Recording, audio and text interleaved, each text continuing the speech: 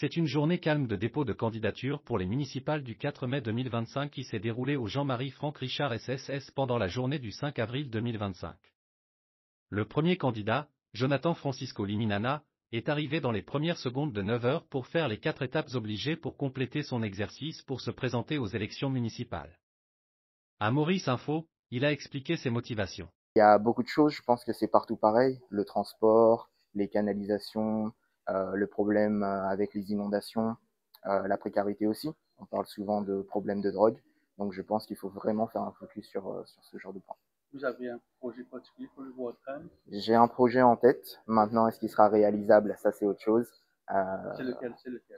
Pour moi, c'est de miser vraiment sur l'être humain, donc mettre la population à profit pour la population. Donc c'est pas tout seul, c'est vraiment faire des activités ensemble, que ce soit le nettoyage, se mobiliser pour de meilleurs transports, etc.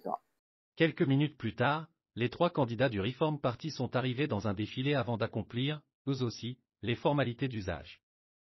Andy Tiffy a indiqué à la presse de l'importance pour les habitants du Ward d'avoir un choix pour les municipales de 2025. Permettre justement à un citadin pour un choix, tout simplement, entre un gouvernement qui finit déjà gagner 60-0 et une alternative justement pour améliorer la ville. Donc nous ici, Ward N, la ville que finit bien négligée, on peut dire, pendant 10 ans, on n'a pas fini l'élection. Donc là, maintenant, justement, le choix pour aller devant l'électorat et qui l'électorat fait ce choix, justement. Qui est le projet dans Ward numéro 1 avant Ward numéro 2? Alors, déjà, première affaire qui nous fait remarquer, que nous constatons, c'est qu'il dans Ward N, il y a un manque d'activité. La municipalité finit bien négligée. Donc, la première chose qui nous pratique, en tout cas, c'est l'activité pour le jeunesse. Ce fut le tour ensuite des candidats de l'Union Maury dont Jocelyn Genave qui s'est dit satisfait de la procédure d'enregistrement, mais pas de la situation dans le premier arrondissement. Il nous cherche construction parce qu'il nous cherche construction, il ne va trouver aucun rien là-dedans. D'après tout ça, tout est pile en place, il ne va trouver rien qui depuis l'élection, il ne va pas trouver rien qui va prendre compte d'après tout ça, nous trouvons tout Paris, nous la rime à la il n'y a aucun changement. Et c'est pour ça que nous avons envie de donner un coup de main aussi, pour nous capables d'enlever nos chères constructions, parce qu'après tout ça, nous trouvons bien un endroit. Marie-Rézété, surtout, ça, numéro en bas là, Marie-Rézété. Accompagnés par les 3 élus de la circonscription de Port-Louis-Ouest, Grande-Rivière Nord-Ouest, les 4 candidats de l'Alliance du Changement ont aussi été avec leur parrain pour l'occasion. Avec une victoire électorale presque en main, Giovanni Laclé, fils de l'ancien ministre des Administrations, a prôné la prudence pour cette échéance. L'élection, c'est une élection, et nous pas pour gagner, pour nous finir sorti gagnant, et nous attendons le 4, nous confions seulement nous pour gagner, mais l'élection, c'est une élection, il y a un adversaire, nous prenons l'ennemi, et moi j'espère qu'il tout déroule dans les meilleures conditions, respect des autres, et respect nous pareil, et voilà, nous faisons un travail pour ça, tout à fait. Travail. Nous confions, nous pouvons gagner, mais nous faisons un travail. Daniel Augustin s'est aussi mis dans la course municipale malgré l'absence de son groupe politique.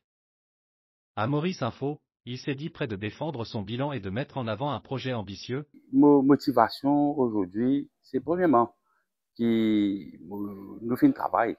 Nous faisons un travail comme conseiller, comme adjoint maire de Port-Louis pendant 4 ans.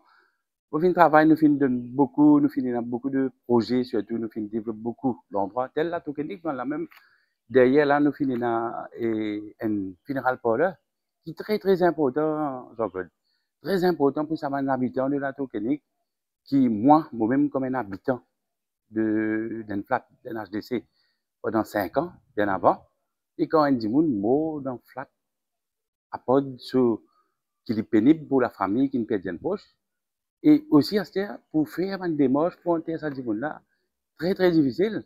Quasiment même son de cloche pour Ruben Grenade, figure connue de la scène politique à Pointe-aux-Sables, qui nous a expliqué le pourquoi de son choix. Beaucoup de monde comme moi dans Ward N, dans Ward D, dans Ward 3, en fin de compte la circonscription numéro 1.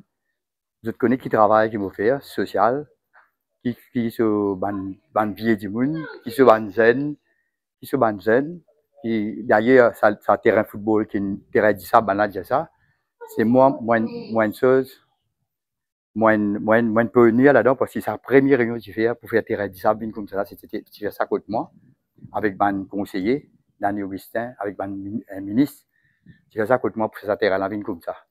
Il y a beaucoup d'affaires que m'ont fait pour un vieux du monde, un troisième âge, hein, l'organisation et un développement de la circonscription. On donne beaucoup de main, comme mon madame qui candidat chez la Grenade, ici même, ici élu ici même, hein, et que nous pas oublier.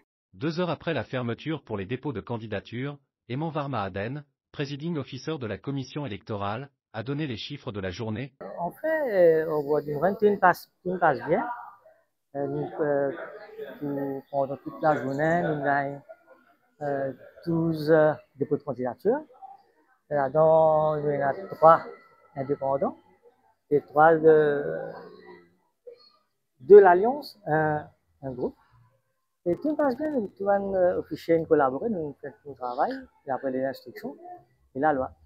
Prochaine grande journée sera le 4 mai 2025 de 7h à 17h, suivie par le décompte des voix quelques minutes plus tard.